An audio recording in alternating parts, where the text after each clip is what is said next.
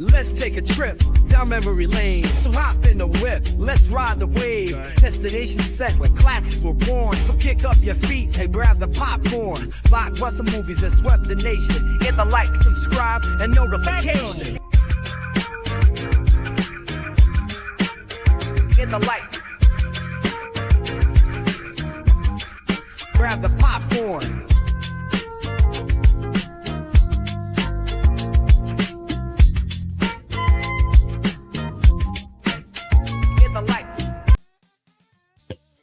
What's going on? Back to the Flix crew. Welcome to my first live.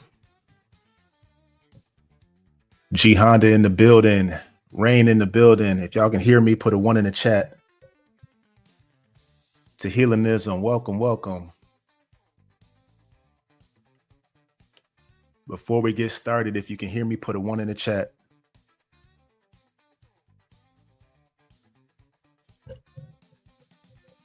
Jay Walker, welcome back to the Flix, the review and reaction channel, where I rewind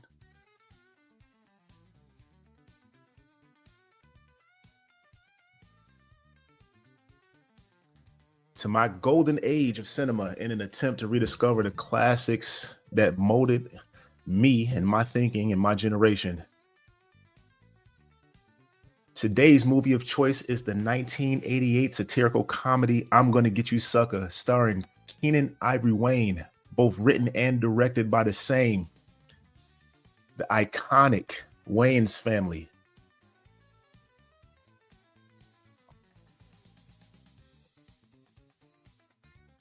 All good, all good. Let's go, let's get into it.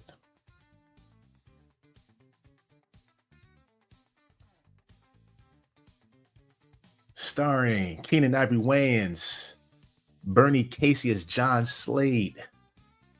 Come on, man, you know I just paused that. Damon Wayans as Leonard, Antonio Fargas as Flyguy, Steve James as Kung Fu Joe, the iconic Chris Rock scene from The Rib Joint, Kadeem Hardison as Willie, the incredible Dawn Lewis as the love interest, Cheryl, Jim Brown and Isaac Hayes as Slammer and Hammer, respectively, and John Vernon as Mr. Big.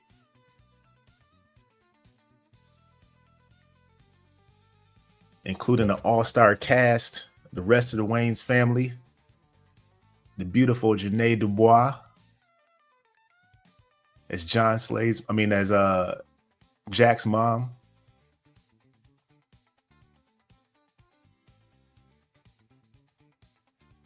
Welcome, 18, welcome. Rest in peace to Robin Harris and John Witherspoon. Tony Cox, the iconic Tony Cox. You've seen him in everything. So in this format of my live, I kind of want to delve into the world of Keenen Ivory Wayans and this satirical blaxploitation movie, I'm Gonna Get You Sucka. I want to examine the trajectory of Keenen Ivory Wayans post-film and how it marked the beginning of a fruitful collaboration with the Wayans family in creating the hilarious In Living Color TV series. Lesser known fact, In Living Color debuted, I can't remember what year it was, during halftime at the Super Bowl. And because of its record-breaking numbers, prompted the NFL to start doing their own Super Bowl show.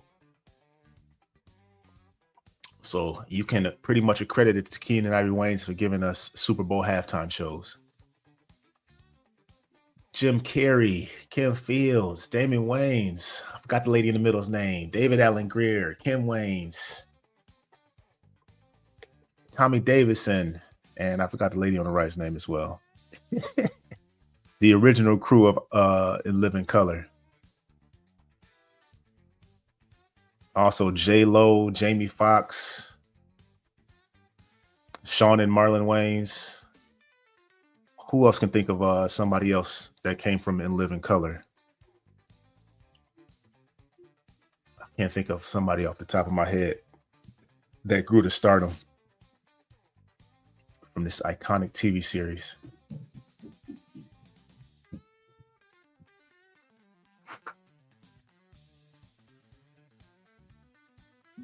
Sorry, I have my son running here real quick to get a pencil. Yeah, you got Jim Carrey, Jamie Foxx, Damon Wayans, Jennifer Lopez, Tommy Davidson, David Allen Greer.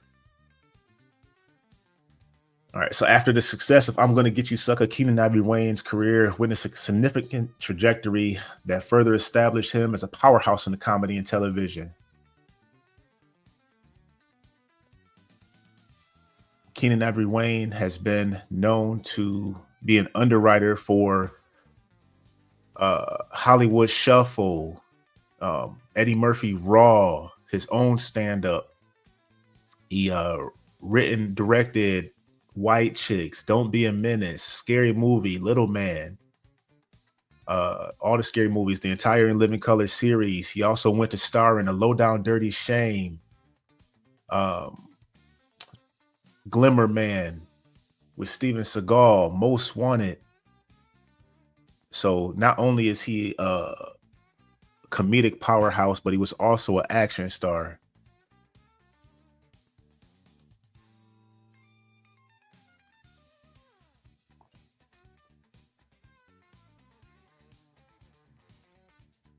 Rosie Perez. She was actually a dancer on In Living Color as well. Major Payne. I don't. Did he do Major Payne? I know Damon was in Major Payne, but I'm not sure if Keenen did Major Payne. A lot of underwriting for other comedy specials. Hey, Cree, welcome. Everybody, don't forget to hit the like button.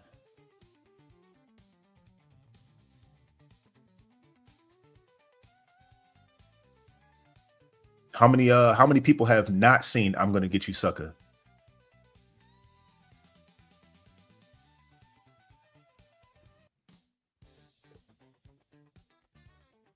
Put a hand up if you have not seen I'm Gonna Get You Sucker. I know we got some young folks in here as well.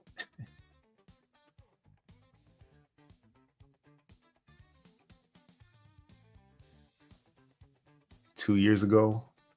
Ray's never seen it. Definitely recommend watching the full movie. I'm gonna go ahead and try to get through this stream without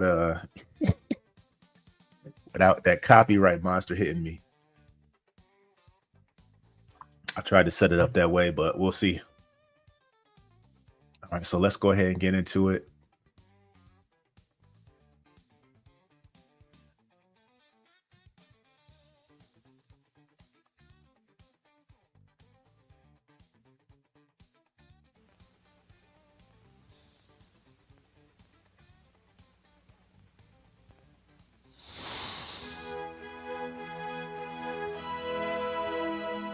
Never has a film moved so many and touched. Fair use, fair use. United Artists. I got this from YouTube, so this is fair use. To Get You Sucker, a captivating story. Yo, baby, hold it. That ain't it.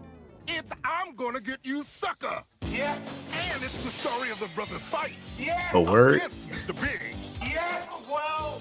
Let's get that sucker. First. It's about action, bravery.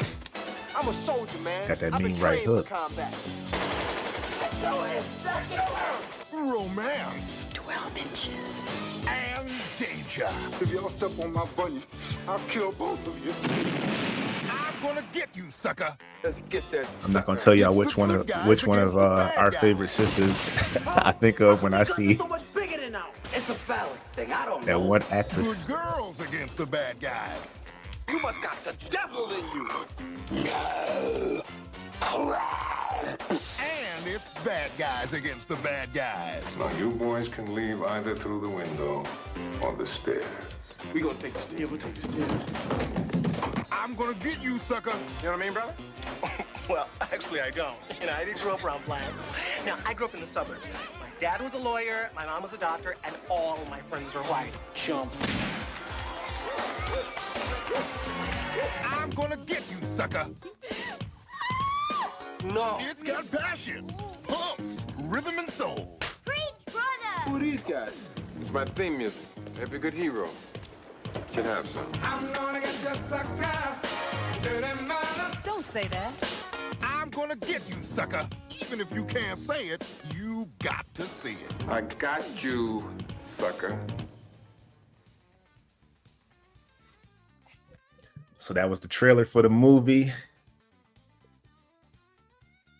And let's get into it, man. After watching this movie, there were so many poignant things that stuck out to me, man, in 2025 from 1988. How many things are still happening? It's like Keenen Ivory Wayans had his fingers on the pulse of the community, and this movie still is valid today, man. So it starts out, Keenen Ivory Wayans' character, Jack Spade, quest to avenge his brother's death by what's called overgolding, which hilariously mocks the excess that seems in many exploitation films, but also nods to the societal impact and sometimes detrimental effects of materialism in urban environments. And that's I mean, even still to this day, man, you can see it. This satirical jab highlights the real life issues like economic disparities and community struggles, while ensuring the audience remains entertained and engaged through its comedic lens. So let's go ahead and start. Between 25 and 30 years of age, cause of death looks like OG. Over goal, yeah? Any signs of foul play, Randy? No, sir. Looks like a case of just too many gold chains.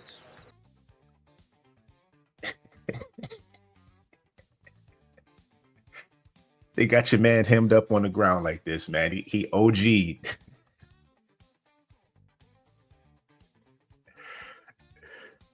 Economics, man. I ain't say no. I said economics, man. Economics.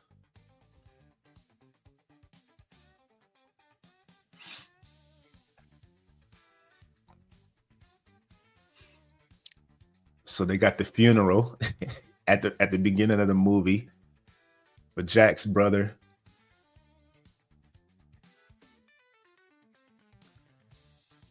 Rest in peace, John Witherspoon, as the Reverend giving his sermon and he says the name, and then everybody leaves because they was at the wrong funeral because somebody else had overgolded.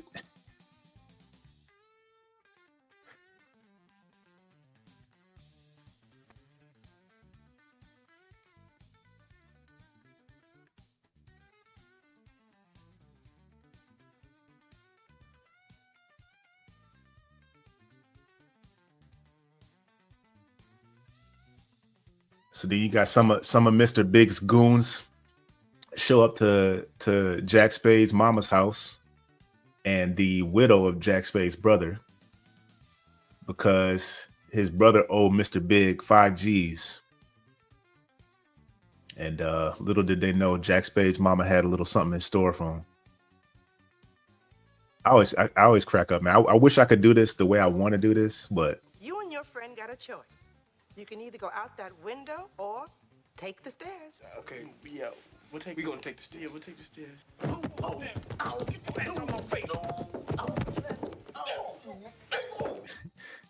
they use that bit throughout the entire movie.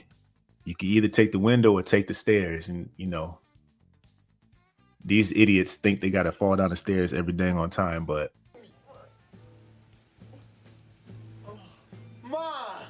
suppose, you know, Jack's active duty, comes home on leave for his brother's funeral just to find out what happened. Realizes his brother died from overgold, finds out the situation, realized that he was in debt from Mr. Big.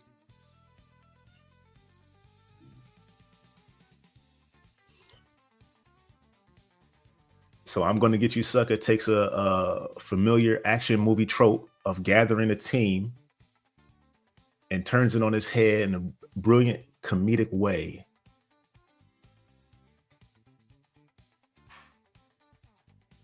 Oh, I just to be able to actually sit down and go through actual full movie clips without the copyright demons.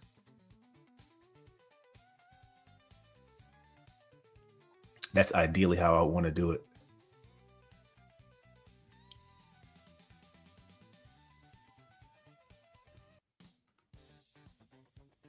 So they go back after they get whooped on by Jack's mama and tell him that the army dude, the military dude, came in and beat him up.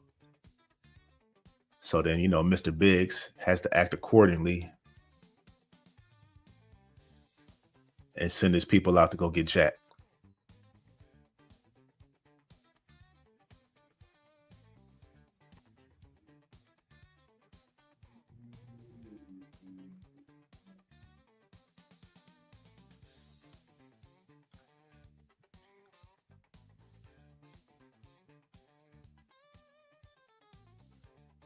Anybody want to come up and hit that StreamYard, man?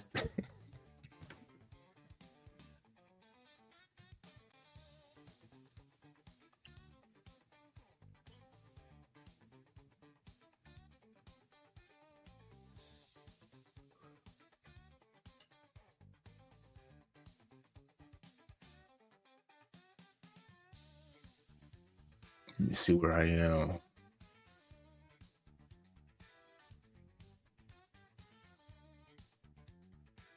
So then after that happens,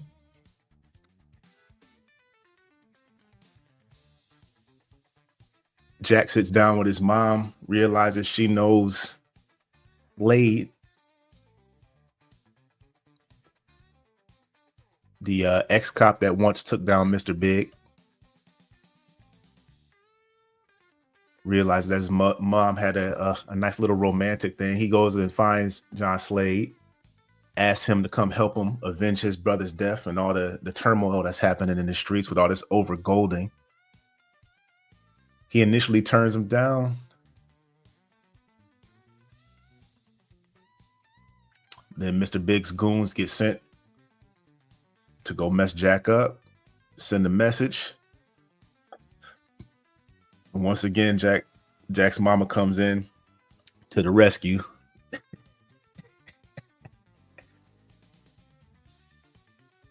And then, just like the old blaxploitation movies, when they didn't have the time to do a lot of editing, they left a lot of things in the movies, and it just speaks to the feel of the old blaxploitation movies from the 70s and 80s. And you see edits and takes like this. You might see a boom mic come down. You might see a stunt double come in that don't look nothing like the actor. You might see an entirely different actor or a different wardrobe on somebody coming in because they just didn't have the time. And if memory serves me correctly, I believe the blaxploitation movies of the late 60s and throughout the 70s actually saved Hollywood, because the overhead for them was so cheap that they could make multiple movies, just like a certain other industry. They could make multiple movies within a month's time frame and put them out and recoup the revenue from those.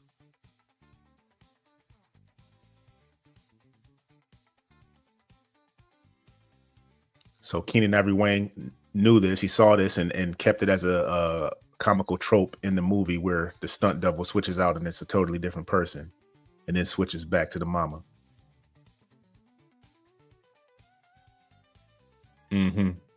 That one, Cree. So that prompts John Slade to come around, showing the back of his teeth with that smile. Cause because his mama had that talent, like that lady in that video that you got on your channel. Look at that smile. Look at that. Look my sister smile, man. How it just lightens up. Look at this. looking like Nelly smiling when he got back with Ashanti.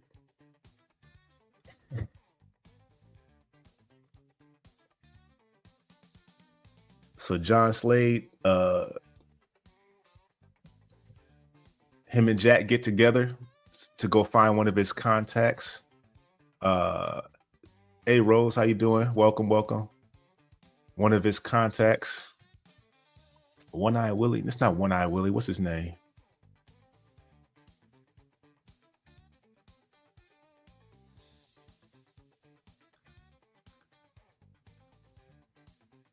Oh, let me get rid of this banner. One Eye Sam. That's his name. One Eye Sam.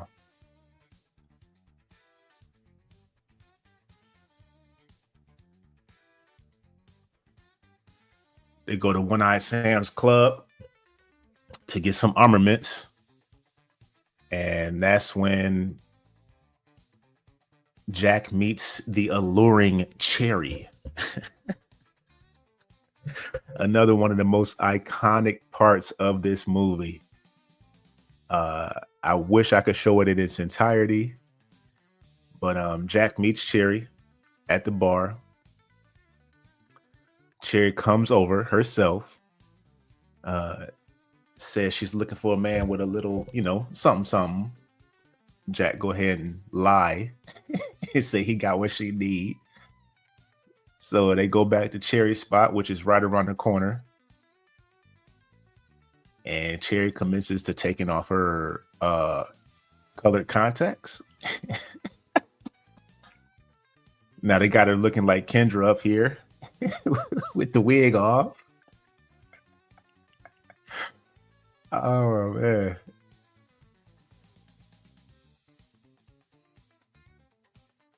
Then Cherry goes ahead and removes the ample bosoms.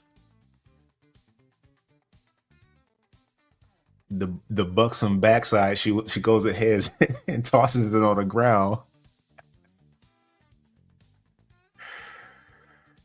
And then commences to removing her left leg in its entirety. Needless to say, yeah, that's that part of the movie. Needless to say, Jack was out.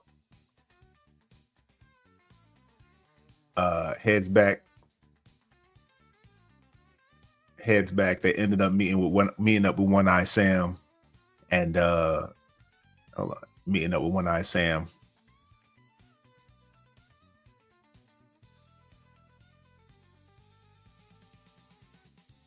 So, all right, I'll read that again. So that I'm going to get you Sucka takes a familiar action movie trope of gathering a team and turns it on its head in a brilliantly comedic way.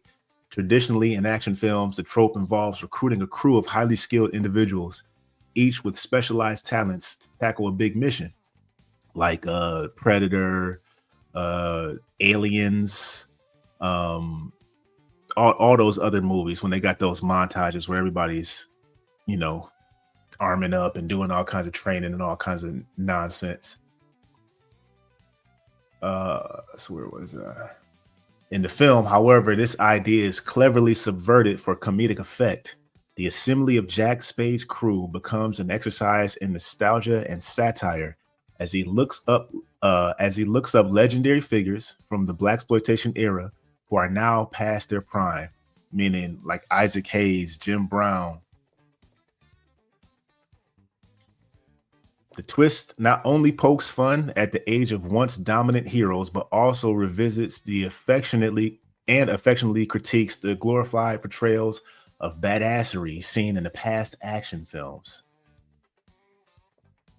Notable characters like Jim Brown and Isaac Hayes, who are known for their iconic roles in classic blaxploitation and action films, play characters who reference and tease their previous film personas. For example, Jim Brown is renowned for his roles as tough, no-nonsense hero, and Isaac Hayes, famous for embodying the cool and charismatic type, are now portrayed with humorous twists as aging legends try to reclaim their former glory. How much for an order of ribs? $2.50. $2.50? How many ribs do I get with that? About 5. 5. So I guess that's about 50 cents a rib, huh? Yeah, about. Let me get one. Right on. One order. One order rib. No. One rib. One rib. I sure am hungry. That's a classic scene, man, from this movie. Chris Rock's, I think this was Chris Rock's debut movie. He was just a straight stand-up from back then. This was even before New Jack City, before Pookie. And this is probably what got him his Pookie role. So John Slade ends up meeting up with Hammer Slammer. And just like the review that didn't come out, The Last Dragon, Kung Fu Joe. And then Jack went to get Flyguy released from prison. He knows the streets. Player from back in the day, diamond in the back, sunroof top, digging the scene with the gangster lean.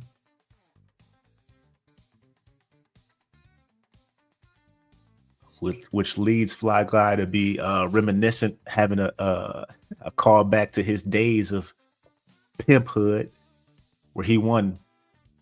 Was it Mac of the Year, Pimp of the Year, Player of the Year? And comes up and gives this classic speech, the better have my money. Yeah, Pimp of the Year.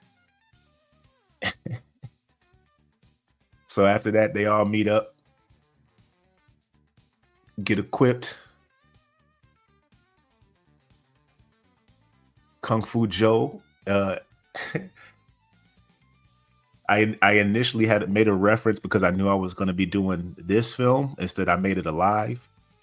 But when I did The Last Dragon, when everybody back in the day references somebody for any kind of martial arts or anything, they always reference Bruce Lee.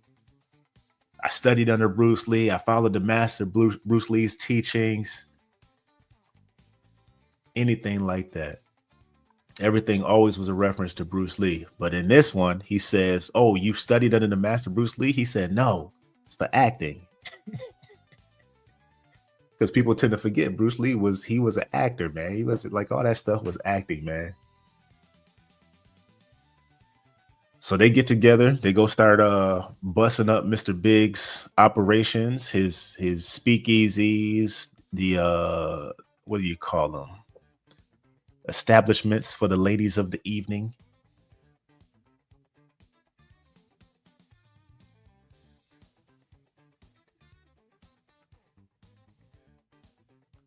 Little jokes like that was always iconic in the Wayans movies. Another model turned actress. Look at this man right here on the left looking at the camera. Yeah, that one. Dial 1-800-304.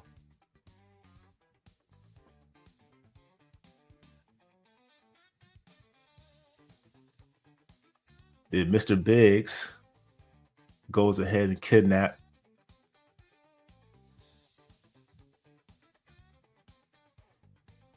Cheryl. Yeah, that's her name, Cheryl. What's wrong one? Mr. Big goes and kidnaps Cheryl, which prompts Jack and the crew to go ahead and take things up a notch and go ahead and take Mr. Big down.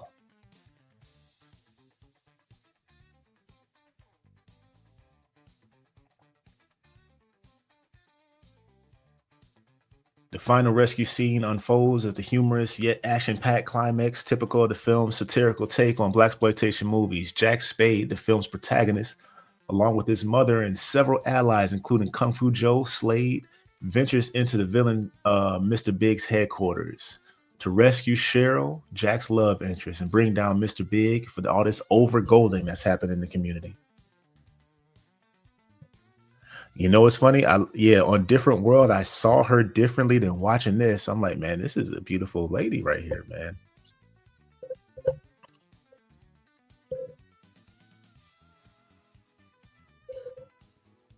In the spirit of the film satire, the final showdown against Mr. Big featured comedic dialogue and absurd situations.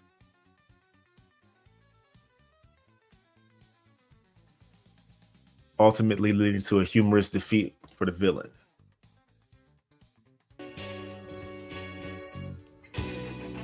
Oh, I forgot I put this on clip E. Another iconic scene from the movie. Fair use.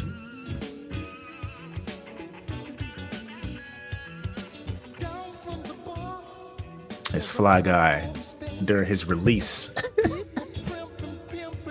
Sharp as razor blades. Yo, check out homeboy. Say, Dominic, brother out there, huh?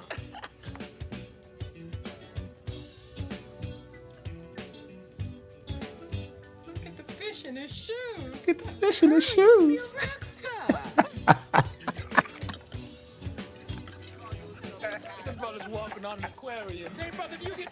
Yeah, G Honda's not really 6'7". He wears shoes like this.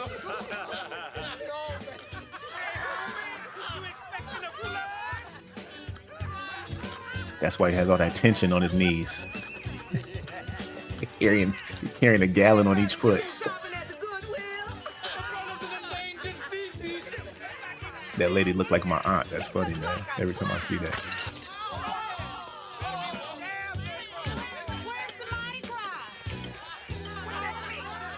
Sit that man running. And Kung Fu Joe gets accosted by the police force sent by Mr. Big. Another poignant part of the culture.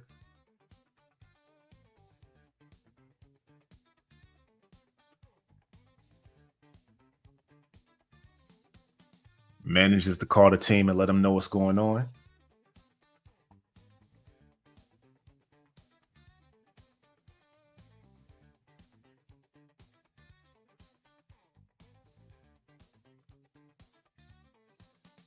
Jack and the crew arm up.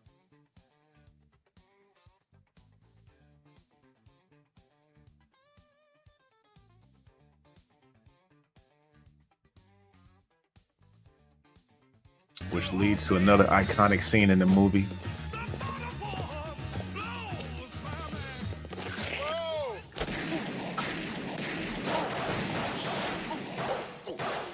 Rest in peace, Isaac Hayes.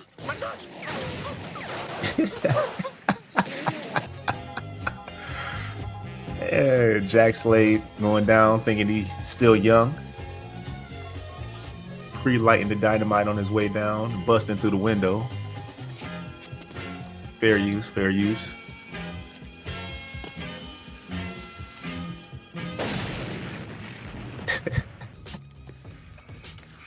And Jim Brown getting shot in the bunion. Where you hit it? In my foot. Oh my God. They shot me in my bunion, man. Man, I can't go on. Well, what am I gonna do? Who feet look like that? And Flyguy comes to the rescue. And then Mr. Biggs gets the jump on Flyguy.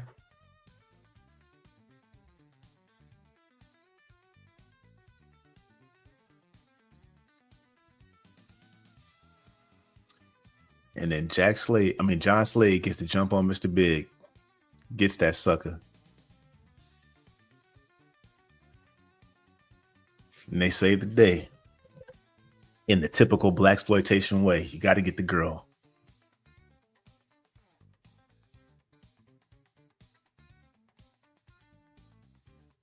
Look how fine she look right there. Natural hair. Jack, ain't no baby hairs in this movie. Jack, who are these guys? My theme music. Every good hero should have some. See you around. Fair use, fair use. Again we start. Let me say my part. About the only guy who has some heart. It took some time for the heart to come, but it's here. And everybody's... Who can name the woman in red on the right-hand side of the screen? I know y'all know that's KRS-One.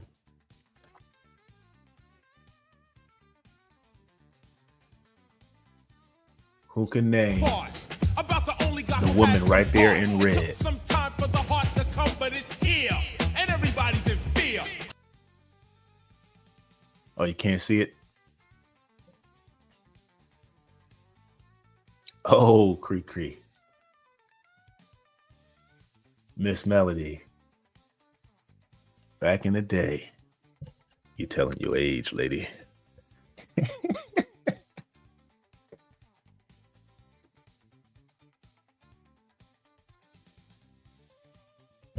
And that's it, man. That's all I got for y'all, man. I was hoping some people came up on the panel so we could discuss and throw some things at each other, but I can't talk that much by myself.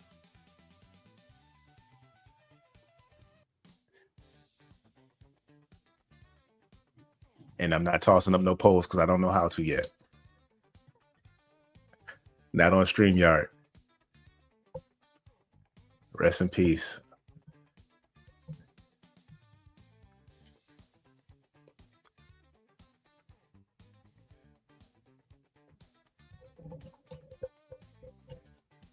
That's it, y'all. That's all I got. I said I need to just jump into these live waters, man, and make it do what it do. Find some kind of structure, see how I'm gonna do it. Let me know what y'all think, man. What kind of suggestions would you have for a future live? Just go ahead and put it in the comments so I don't forget. Took me a while to set all that stuff up, honestly. And it goes so fast. Once you use an asset, it's gone.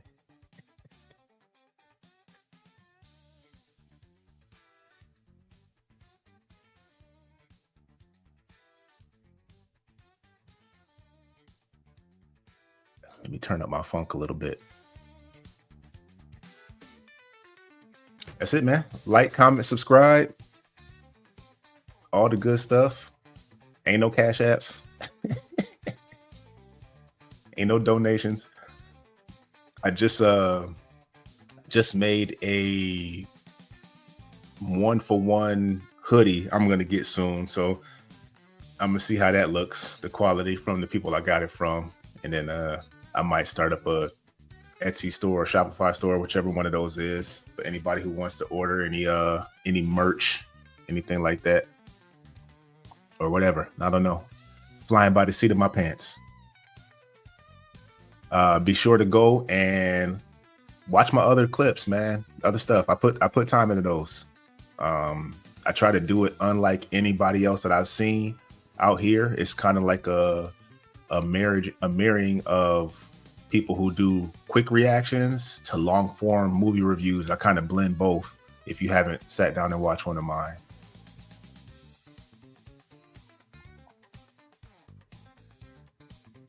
Yeah, I was hoping you came up, G Honda. You, Rose, Jay Walker. Was hoping somebody clicked that StreamYard link. Manly smelling candles.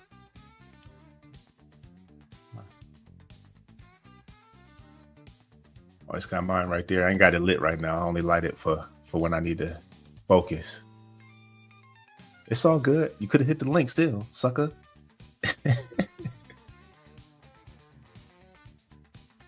Oh, Suki now. Took that wig. You took the wig off, or you put the wig on? You had the blonde head.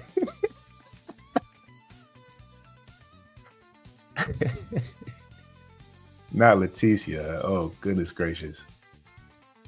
But yeah, don't forget, if you haven't already, hit the like. If you're not subscribed, subscribe. I believe everybody in here is already subscribed. Hit the notification bell for when my stuff actually does drop.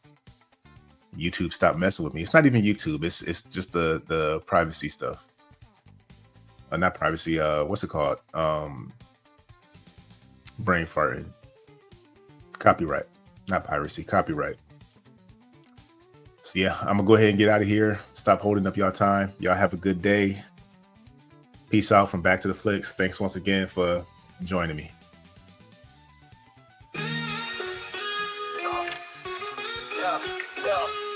We're going back to the flicks, rewind the mix. 80s flicks, family ties in the Netflix fix. Reliving those days with the little ones amazed in this retro way. Old classics fade away. Back to the flicks, rewind the mix. 80s flicks, family ties in the Netflix fix. Reliving those days with the little ones amazed in this retro way. Old Classic take the break.